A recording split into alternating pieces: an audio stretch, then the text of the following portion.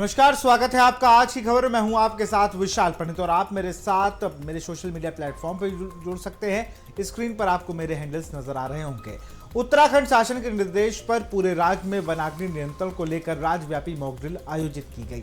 आगामी महीनों में संभावित जंगल की आग की घटनाओं को देखते हुए यह अभ्यास वनाग्नि संवेदनशील क्षेत्रों में एक साथ किया गया। एसडीआरएफ की टीमों ने अलग अलग स्थानों पर पहुंचकर फायर लाइन निर्माण, आग पर नियंत्रण, सर्च एंड रेस्क्यू और घायलों को प्राथमिक उपचार देने का व्यवहारिक प्रदर्शन किया। इस दौरान प्रभावित क्षेत्रों को सुरक्षित करने और घायलों को सुरक्षित स्थान तक पहुंचाने की प्रक्रिया का भी अभ्यास किया गया। इस मॉक ड्रिल में वन विभाग, पुलिस, होमगार्ड, चिकित्सक विभाग और स्थानीय प्रशासन ने संयुक्त रूप से भाग लिया। सेनानायक एसडीआरएफ श्री अपर्णा यदुवंशी ने निर्देशन पर यह संदेश दिया गया कि राज्य में किसी भी वनाग्नि आपदा से निपटने के लिए हम पूरी तरह तैयार हैं।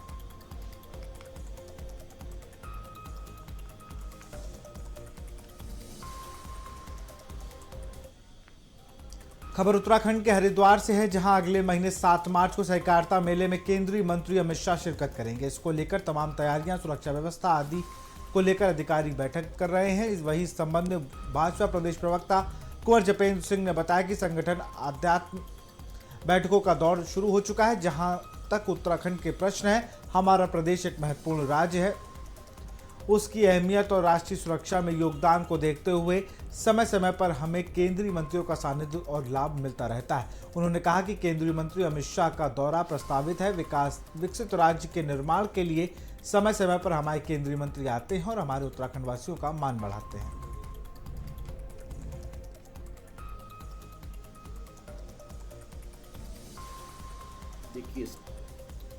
देखिए, संगठनात्मक बैठकों का दौर शुरू हो चुका है और जहां तक उत्तराखंड की बात है, उत्तराखंड एक बहुत महत्वपूर्ण राज्य है और उसकी अहमियत को देखते हुए, राष्ट्रीय सुरक्षा में उसके योगदान को देखते हुए केंद्रीय मंत्री और हमारे गृह मंत्री अमित शाह जी का भी दौरा प्रस्तावित है और निश्चित तौर से उनके सानिध्य का प्रदेश को लाभ मिलेगा। और आने वाले समय में हम देखेंगे कि उत्तराखंड के अंदर जो हमारे जवान हैं या हमारे जो सेना में सहयोग देने वाला एक बहुत महत्वपूर्ण प्रदेश है, राष्ट्रीय सुरक्षा के लिए बहुत महत्वपूर्ण प्रदेश है, तो निश्चित तौर पर उत्तराखंड के आने वाले दिन बहुत सुखद हैं और एक विकसित राज्य के निर्माण में प्रत्येक उत्तराखंड वासी के योगदान को सराहने, संवारने और उसे अनुग्रहित करने के लिए समय समय पर हमारे केंद्रीय मंत्री आते हैं और हम उत्तराखंड वासियों का मान बढ़ाते हैं। उत्तरकाशी में आयोजित जन जन की सरकार जन जन के द्वार कार्यक्रम में मुख्यमंत्री पुष्कर सिंह धामी शामिल हुए। उत्तरकाशी में आयोजित इस शिविर के दौरान मुख्यमंत्री ने विभिन्न विभागों द्वारा लगाए गए स्टॉलों का अवलोकन किया और लाभार्थियों से संवाद किया। इन शिविरों में ऑन द स्पॉट समस्याओं का समाधान कर लोगों को त्वरित राहत दी जा रही है। पात्र लाभार्थियों को मौके पर ही प्रमाण पत्र, पंजीकरण और योजनाओं की स्वीकृति प्रदान की जा रही है। प्रदेश भर में चल रहे इस अभियान के तहत अब तक 650 से ज्यादा कैंप आयोजित किए जा चुके हैं, जबकि 5,20,000 से अधिक लोग विभिन्न सरकारी योजनाएं और सेवाओं का लाभ उठा चुके हैं।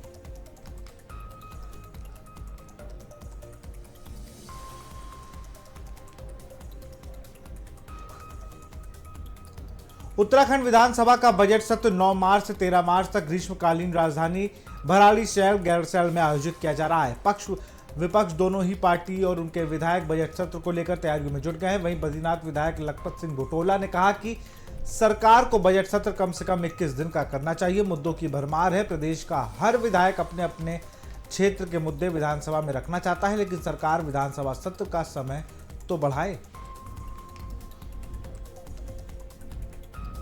मुद्दों की तो इस प्रदेश में भरमार है, लेकिन सरकार विधानसभा सत्र तो चलाए। मैं आपको एक उदाहरण देना चाहता हूं कि हमारे बगल में हिमाचल है, वहां पे एक सत्र 25 दिन से 30 दिन के चलते, लेकिन यहाँ 4.5 सालों में केवल और केवल अभी तक 32 दिन विधानसभा चली है। हमने मांग की है, माननीय नेता प्रतिपक्ष ने मांग की है कि कम से कम विधानसभा 21 दिन चले।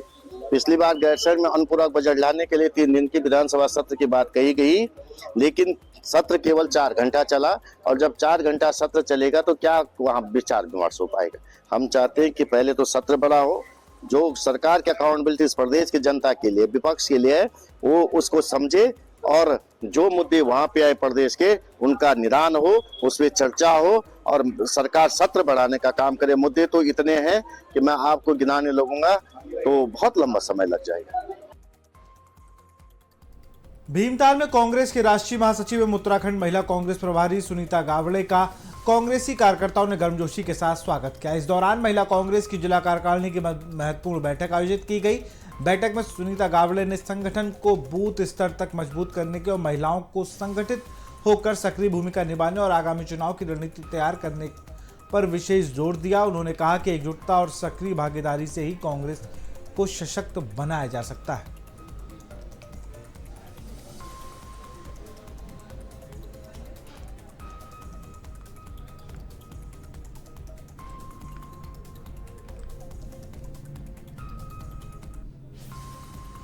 आज हाई कोर्ट उत्तराखंड को एक थ्रेट मेल आई है और पिछले कुछ दिनों से ये थ्रेट मेल्स हमारे डिस्ट्रिक्ट जज कोर्ट्स में आ रही हैं अलग अलग जनपदों में, चाहे उत्तरकाशी, देहरादून, हरिद्वार हो या यहाँ पर चंपावत, पिथौरागढ़, बागेश्वर, अल्मोड़ा रहे हैं। इन सभी मेल्स पर हम लोग जो विधिक कार्रवाई कर रहे हैं, हमारी एसटीएफ की टीम्स आईपी एड्रेस ट्रेस करने के लिए निरंतर सेंट्रल गवर्नमेंट एजेंसीज के साथ समन्वय स्थापित किए हुए हैं। उसके साथ साथ हम लोग यहाँ पर माननीय उच्च न्यायालय में आज एंटी साबोटाज चेक करवाए गए हैं बीडीडीएस एवं डॉग स्क्वाड्स के माध्यम से, और साथ ही साथ यहाँ पर सिक्योरिटी को भी बीफ अप किया गया है। हमारे पास इस वक्त यहाँ लोकल पुलिस के साथ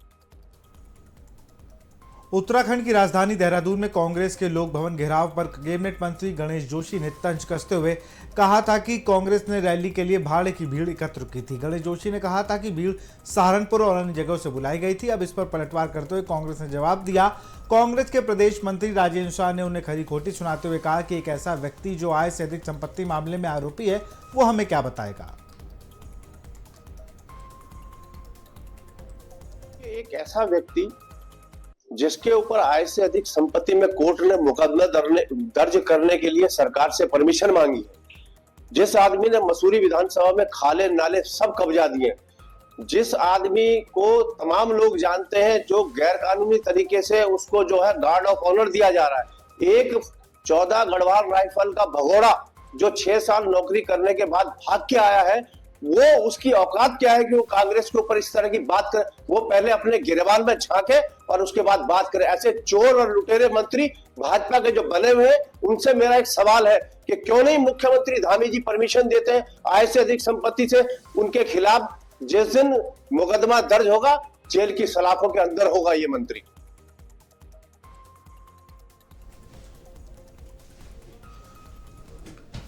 तो आपको बता दें, गणेश जोशी के बयान पर कांग्रेस के संगठन मंत्री ने बयान दिया। उन्होंने कहा कि जो व्यक्ति आय से अधिक संपत्ति के मामले में आरोपी है वो हमें और कांग्रेस को क्या बताएगा। आपको एक बार फिर से बताते हैं, उत्तराखंड की राजधानी में कांग्रेस के लोक भवन घेराव पर कैबिनेट मंत्री गणेश जोशी ने तंज कसते हुए कहा था कि कांग्रेस ने रैली के लिए भाड़े की भीड़ एकत्र की थी। गणेश जोशी ने कहा था कि भीड़ सहारनपुर और अन्य जगहों से बुलाई गई थी। इस पर पलटवार करते हुए कांग्रेस ने जवाब दिया। कांग्रेस के प्रदेश महामंत्री राजेंद्र शाह ने उन्हें खरी खोटी सुनाते हुए कहा कि एक ऐसा व्यक्ति जो आय से अधिक संपत्ति के मामले में आरोपी है वो हमें क्या बताएगा।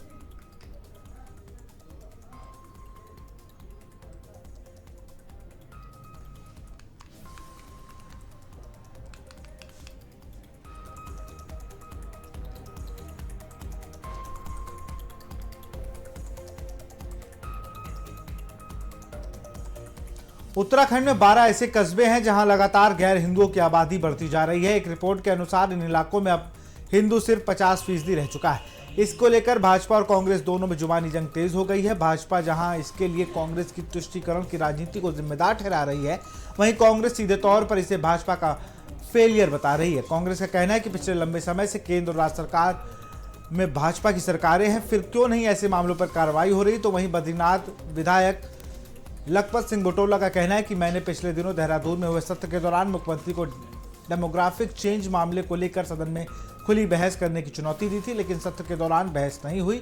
और क्या कुछ कहा आप भी सुनिए।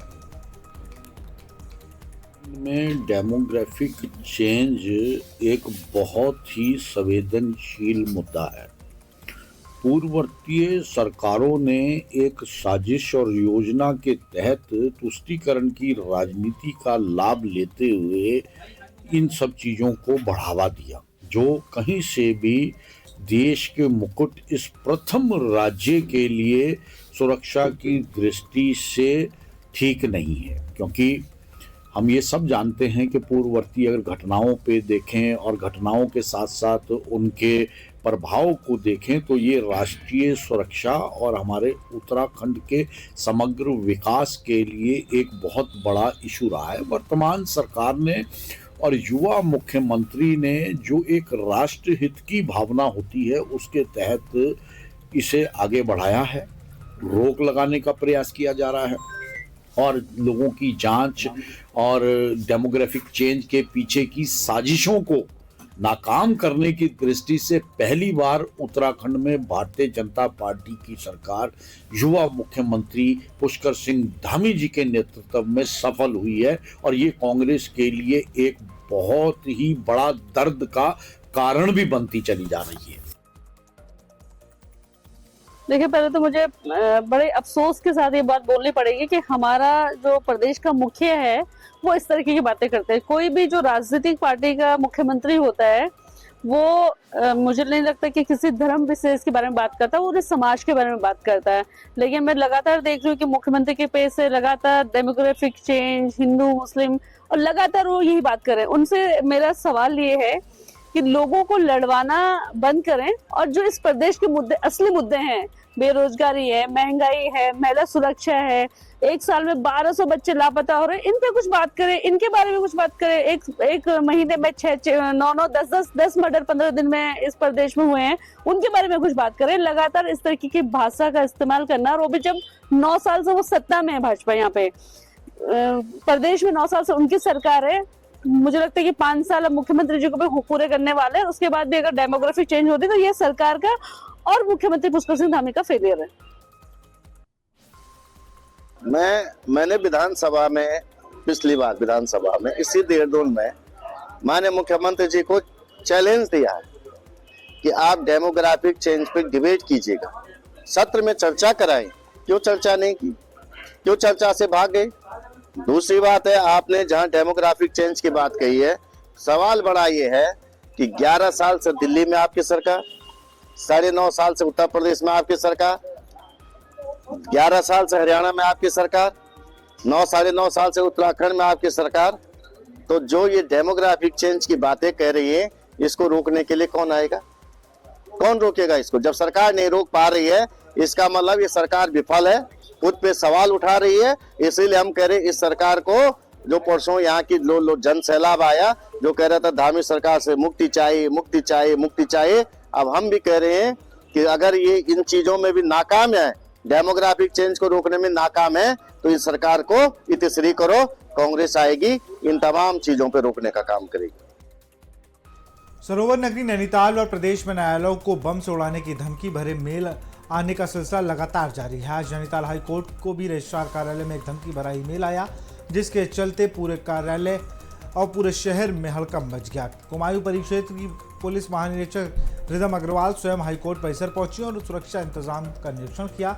आईजी कुमायूं के निर्देश पर न्यायालय परिसर और आसपास के क्षेत्रों में बहुस्तरीय सुरक्षा व्यवस्था लागू की गई। डॉग स्क्वाड, बम निरोधक दस्ता और एंटी सोटास टीमें सघन जांच की गई। सभी प्रदेशों द्वारा अतिरिक्त पुलिस बल तैनात कर आने वाले प्रत्येक व्यक्ति की गहन तलाशी ली जा रही है। सुरक्षा को मजबूत करने के लिए स्थानीय पुलिस के साथ पीएसी की एक कंपनी भी एटीएस की टीम तैनात की गई है। वहीं साइबर सेल धमकी भरे ईमेल की तकनीकी जांच कर उसके स्रोत का पता लगाने में जुटी है। पुलिस प्रशासन ने आम जन से शांति बनाए रखने और किसी भी अफवाह से दूर रहने की अपील की। आज हाई कोर्ट उत्तराखंड को एक थ्रेट मेल आई है और पिछले कुछ दिनों से ये थ्रेट मेल्स हमारे डिस्ट्रिक्ट जज कोर्ट्स में आ रही हैं, अलग अलग जनपदों में, चाहे उत्तरकाशी, देहरादून, हरिद्वार हो या यहाँ पर चंपावत, पिथौरागढ़, बागेश्वर, अल्मोड़ा रहे। इन सभी मेल्स पर हम लोग जो विधिक कार्रवाई कर रहे हैं, हमारी एसटीएफ की टीम्स आईपी एड्रेस ट्रेस करने के लिए निरंतर सेंट्रल गवर्नमेंट एजेंसीज के साथ समन्वय स्थापित किए हुए हैं। उसके साथ साथ हम लोग यहाँ पर माननीय उच्च न्यायालय में आज एंटी साबोटाज चेक करवाए गए हैं BDDS एवं डॉग स्क्वाड्स के माध्यम से। और साथ ही साथ यहाँ पर सिक्योरिटी को भी बीफ अप किया गया है।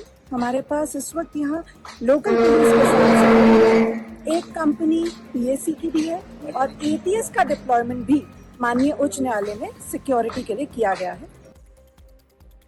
और इसी खबर पर अधिक जानकारी के साथ हमारे संवाददाता आशीष डोभाल। जो आशीष, अगर बात की जाए तो नैनीताल न्यायालय को ही हाईकोर्ट को ही धमकी दे दी गई है मेल के जरिए। क्या अब तक कुछ पता लग पाया ये मेल कहां से आया था या किसी संगठन ने इसकी जिम्मेदारी ली हो? बिल्कुल विशाल, लगातार उत्तराखंड हो या अन्य राज्यों में हो, चाहे दिल्ली हो, मुंबई हो, जगह जगह ये धमकी भरे ईमेल आ रहे हैं और हर बार कहीं ना कहीं हासिल सिफर ही होता है, क्योंकि ऐसे जो सातिर दिमाग के लोग होते हैं वो कहीं ना कहीं पूरे सिस्टम को परेशान करने के लिए ऐसा कृत्य करते हैं। और ऐसा कृत्य लगातार उत्तराखंड में भी देखने को मिल रहा है। उत्तरकाशी हो, नैनीताल हो, पिथौरागढ़ हो, रुद्रप्रयाग हो, चमोली हो, तमाम जनपदों के जो डिस्ट्रिक्ट जो न्यायालय हैं, जिला न्यायालय हैं, पहले उनको उड़ाने की धमकी मिली। और आज जो है जो स्टेट हाईकोर्ट है उत्तराखंड या न्यायालय जो नैनीताल में है, उसके परिसर को ही बम से उड़ाने की धमकी मिली है। तो कहीं ना कहीं जो इस सातिर दिमाग के पीछे हैं वो कौन शक्तियां हैं, कौन वो लोग हैं, वो क्या वाकई में ऐसा कुछ करने वाले हैं या फिर पूरे सिस्टम को सिर्फ और सिर्फ परेशान करना चाहते हैं। जो वहां पर जो कार्रवाइयां चल रही हैं उन पर बाधा डालना चाहते हैं। तो कहीं ना कहीं इसकी जांच होनी चाहिए। अभी हालांकि ऐसा कुछ भी सामने नहीं आया है कि कौन संगठन इसे ऑपरेट कर रहा है, कौन ऐसी अफवाह फैला रहा है। और लगातार ऐसी अफवाहें, और कहीं ना कहीं जो विशेषज्ञ हैं उनका ये मानना है कि अगर कोई ऐसी वारदात होती है तो वो पहले ईमेल नहीं करेंगे, पहले वारदात को अंजाम देंगे, तब जो है कहीं ना कहीं पुलिस अलर्ट होगी। तो कहीं ना कहीं पुलिस हो, हमारा जो IB सिस्टम हो, CBI हो, तमाम जो खुफिया एजेंसियां हैं उनको इस पर कहीं ना कहीं देखना चाहिए। और जो साइबर क्राइम की टीमें हैं, एक्सपर्ट हैं, STF है, उनको भी कहीं ना कहीं ये देखना चाहिए, IP एड्रेस चेक करना चाहिए तो कहाँ से ये ईमेल बार बार आ जा रहे हैं। और कहीं ना कहीं पैनिक जो है पूरे उत्तराखंड में हो रहा है इससे। जी बिल्कुल, क्योंकि जिस तरीके से अगर हम देखें, अगर इस तरीके से हाईकोर्ट को ही धमकी मिल रही है, सरकारी कार्यों में बाधा आती है, और अगर मान लीजिए कि जैसे अभी मैं रिदम अग्रवाल को सुन रहा था, उन्होंने कहा कि भाई हम सेंट्रल एजेंसीज के भी टच में हैं, लगातार उस जो ईमेल है उसकी IP ट्रेस करने का काम कर रहे हैं। लेकिन आपने भी बड़ी अच्छी बात कही कि जिस तरीके से हम लगातार अपने आप को बड़ा हाईटेक पुलिस उत्तराखंड कह रही है और एक मेल का अगर पता नहीं लगा पा रही तो सवालिया निशान है उनकी पुलिसिंग पे भी। बिल्कुल बिल्कुल, कहीं ना कहीं जी इतना बड़ा साइबर थाना है, हर जनपद में साइबर जो थाना है उसमें साइबर सेल है।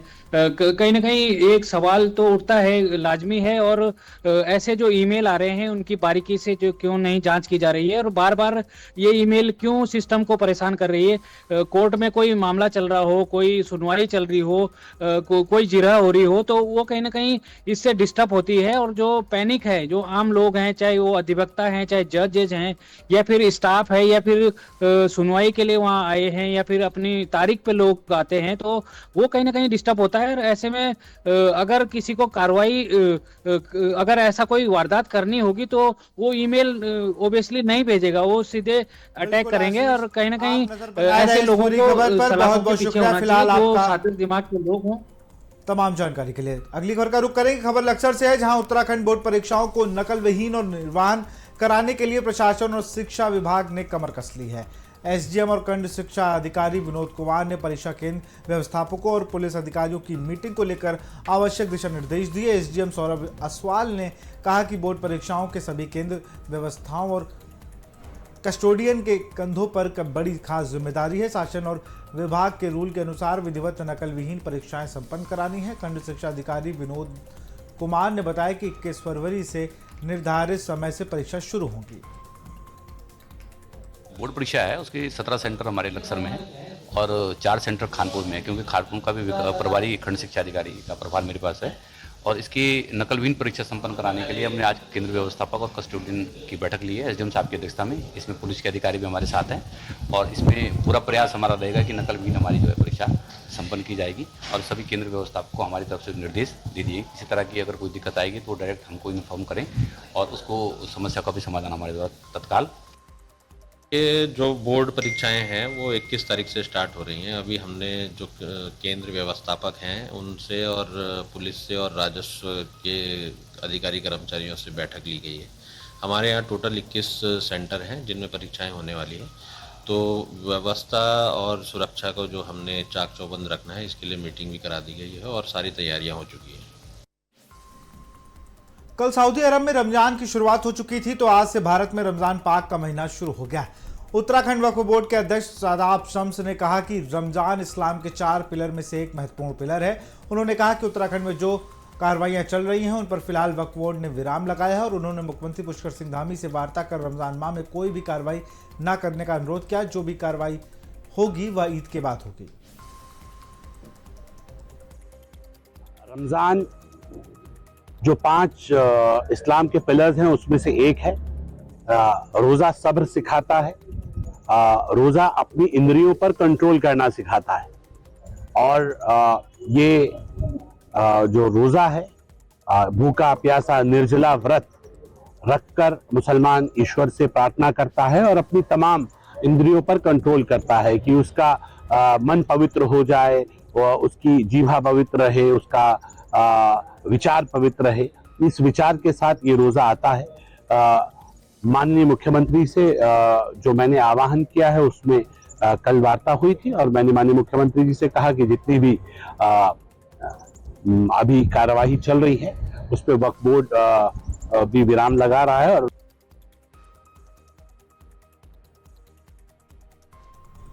राजधानी देहरादून समेत पूरे उत्तराखंड में मौसम ने अचानक करवट ले ली है। पहाड़ से लेकर मैदान तक घने बादलों का डेरा है और कई जिलों में बारिश की गतिविधियां शुरू हो गई हैं। ऊंची चोटियों पर बर्फबारी के भी आसार जताए गए हैं। तापमान में 4 से 5 डिग्री तक की गिरावट दर्ज की गई है, जिससे दिन के समय भी ठंड बढ़ गई है और लोगों को एक बार फिर सर्दी का सितम झेलना पड़ रहा है। चमोली, बागेश्वर और पिथौरागढ़ में बारिश की संभावना बनी हुई है, जबकि कुछ जिलों में मौसम शुष्क सकता है लेकिन ठंड बरकरार रहेगी। मौसम विज्ञान विभाग के वर्षा और बर्फबारी को लेकर अलर्ट जारी किया है। यात्रियों और पहाड़ी क्षेत्रों में जाने वाले लोगों को विशेष सावधानी बरतने की सलाह दी गई है।